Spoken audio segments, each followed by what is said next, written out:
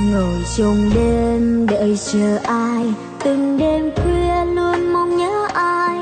Ngày hôm qua định đã trao những kỷ niệm không thể phai màu, để giờ đây lòng của em chẳng còn chi trong phút chia ly. Ngày ra đi cô giấu đi lệ tràn mi, thôi đừng buồn chi khóc nữa thêm sầu bi.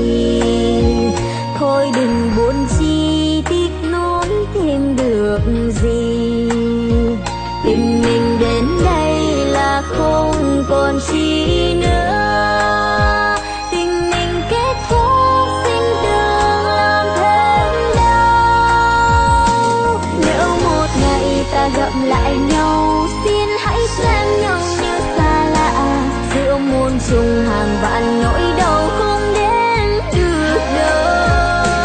Nước mắt lăn trôi tận vào sâu, theo gió mây anh đã nơi đâu, chỉ nơi đây một mình mỗi em âu sầu.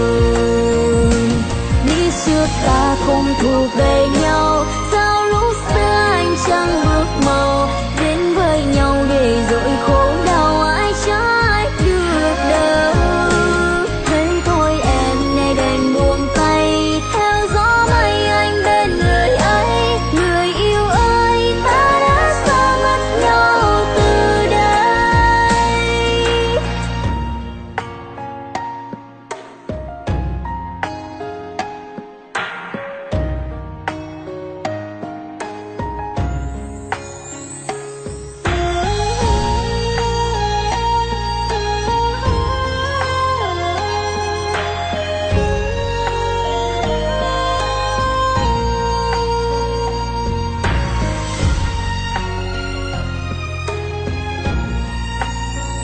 Thôi đừng buồn chi khóc nữa thêm sầu bi. Thôi đừng buồn chi tiếc nuối thêm được gì, tình mình đến đây là không còn chi nữa.